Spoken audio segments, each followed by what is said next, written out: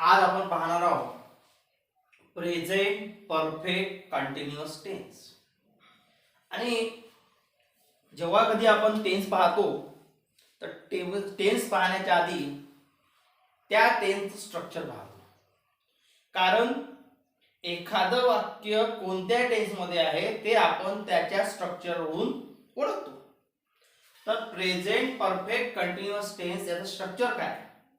तर present perfect continuous tense याचं structure आहे सब्जेक्ट प्लस हॅव किंवा has plus been plus V1 ING plus object.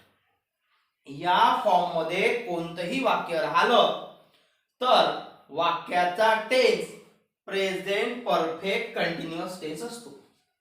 पुन्हा लक्षात आहे स्ट्रक्चर काय? Subject plus have has plus been plus V1 ING plus object. या form मध्ये कोणतंही वाक्य राहिलं तर वाक्याचा tense present perfect continuous tense असतो. मग आपण वाक्य पाहिले. आय झाला subject, I have been writing a letter. I झाला सब्जेक्ट, हॅव झालं helping verb, been plus writing a letter असं आपण केलेलं आहे. We have been writing a letter, you have been writing a letter, he has been writing a letter, she has been writing a letter, it has been writing a letter, they have been writing a letter, Ram has been writing a letter, boys have been writing a letter. आता एवढे वाक्य याचं कारण काय? तर आपल्याला लक्षात आलं पाहिजे की कोणत्या सब्जेक्ट सोबत कोणतं हेल्पिंग वर्ब वापरले जाते. मग आय सोबत हॅव, वी सोबत हॅव, यू सोबत हॅव, ही सोबत हॅज, शी सोबत हॅज, इट सोबत हॅज, दे सोबत हॅव, राम सोबत हॅज आणि बॉयज सोबत हॅव. म्हणजेच काय? म्हणजेच सिंग्युलर जर सब्जेक्ट असेल, थर्ड पर्सन सिंग्युलर महत्वाचं आहे. थर्ड पर्सन सिंग्युलर असेल तर त्यासोबत आपण हॅज यूज करतो. जसं ही सोबत हॅज केलं, शी सोबत हॅज केलं. आणि प्लुरल असेल तर आपण काय यूज करतो? हॅव. फक्त आय सोबत आपण हॅव यूज करतो. थर्ड पर्सन असेल, सिंग्युलर असेल तर हॅज वापरतो. प्लुरल असेल तर हॅव वापरतो. फक्त आय सोबत हॅव वापरला जातो. त्यानंतर सिन्स आणि फॉर यात महत्त्वाचं आहे. या टेन्स मध्ये दोन टाइम एक्सप्रेशनचा उपयोग होतो, सिन्स आणि फॉर. खूप जास्त प्रमाणात सिन्स आणि फॉरचा उपयोग होतो. सिन्स काय दाखवतो? Point of time. आणि फॉर काय दाखवतो? पिरियड ऑफ टाइम और कॅल्क्युलेट टाइम. आता सिन्स दाखवतो पॉइंट ऑफ टाइम म्हणजे काय? क्रियेचं एक टोक, म्हणजे एखादी क्रिया एखाद्या वेळेपासून चालू झाली तर सिन्स दाखवते. आणि फॉर काय दाखवते? पिरियड ऑफ टाइम, किती वेळ झाला ते. जेव्हा आपण एक्झाम्पल घेऊ तेव्हा अजून क्लिअर करतो ते सिन्स आणि फॉरचा उपयोग कसा करायचा. आता पहा, use present perfect continuous tense. Present perfect continuous टेन्सचा उपयोग. मग आता याच्या आधी आपण वाक्य घेतले की सिंपल प्रेझेंट टेन्सचा उपयोग, प्रेझेंट कंटिन्युअस टेन्सचा उपयोग. तसेच एक्झाम्पल आपण घेतले इथं. Use present perfect continuous tense. वाक्यामध्ये आपल्याला प्रेझेंट परफेक्ट कंटिन्युअस टेन्स वापरायचा आहे. वाक्य पहा, इट. इट आता इट आहे, इकडे ब्लँक दिलेली आहे आणि रेन केलेला आहे. कंटिन्युअसली सिन्स मॉर्निंग इट आहे, तर इट सोबत आपण हेल्पिंग वर्ब कोणतं वापरतो? पहा, इट सोबत आपण हॅज वापरतो. कारण प्रत्येक वाक्य use present perfect continuous tense जर आपल्याला म्हटलं आहे तर आपल्याला ते वाक्य या फॉर्ममध्ये टाकायचं आहे. कोणत्या?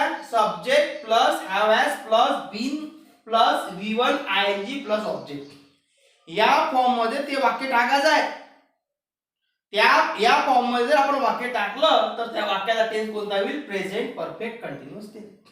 मग इट आहे, सब्जेक्ट आहे, इट सब्जेक्ट आहे म्हणून मी इट सोबत काय घेतो?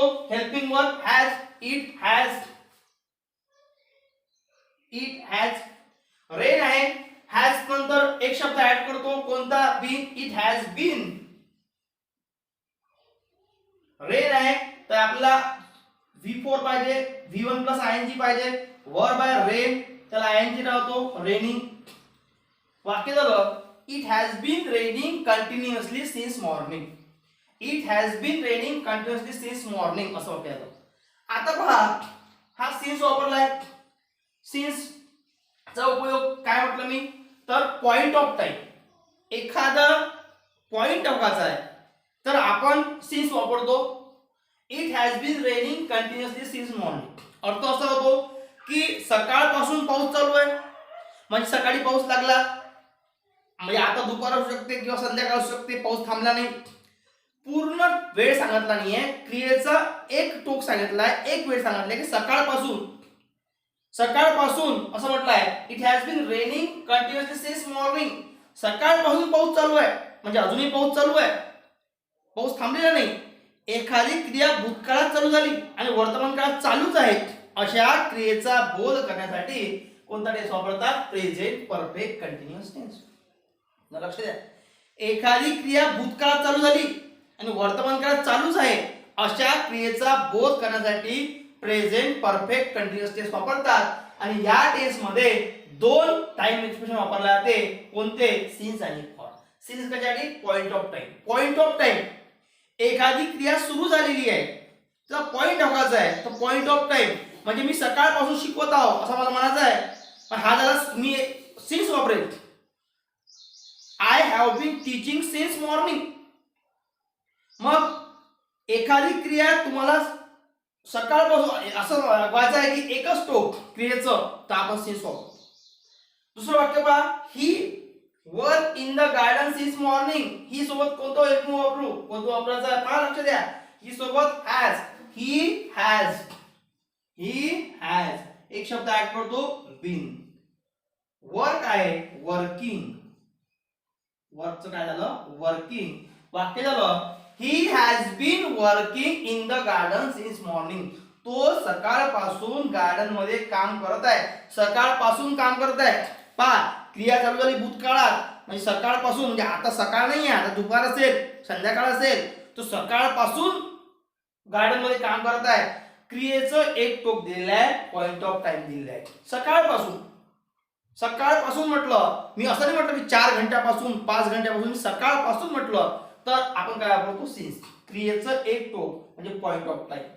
ही has been working in the garden since morning. तो सकाळपासून गार्डन मध्ये काय करत आहे काम करत आहे. नेक्स्ट सेंटेन्स पहा. आय सोबत काय यूज करतो मी हॅव.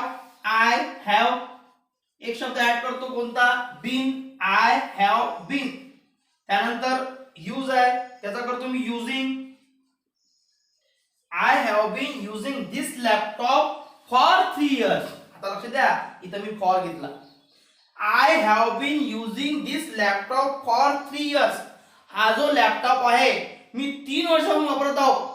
3 वर्ष 3 years वापरला म्हणजे 3 years म्हणजे काय पिरियड ऑफ टाइम और कॅल्क्युलेट टाइम किंवा त्याला टोटल टाइम म्हटलं तरी चालते. पिरियड ऑफ टाइम किती वर्षापासून वापरत आहो 3 वर्षापासून. 3 वर्षापासून एखादा लॅपटॉप मी वापरत आहो म्हणून I have been using this laptop for 3 years. 3 वर्षापासून पूर्ण वेळ दिलेला आहे, टोटल टाइम दिलेला आहे. त्यावेळेस आपण कोणता काय वापरतो तर फॉर चा यूज करतो. आलं का लक्षात. Present perfect continuous tense structure काय आहे subject plus have has plus been plus V1 ING plus object. या फॉर्म मध्ये कोणते वाक्य राहील तर वाक्य टेन्स कोणता असतो प्रेझेंट परफेक्ट कंटिन्युअस टेन्स.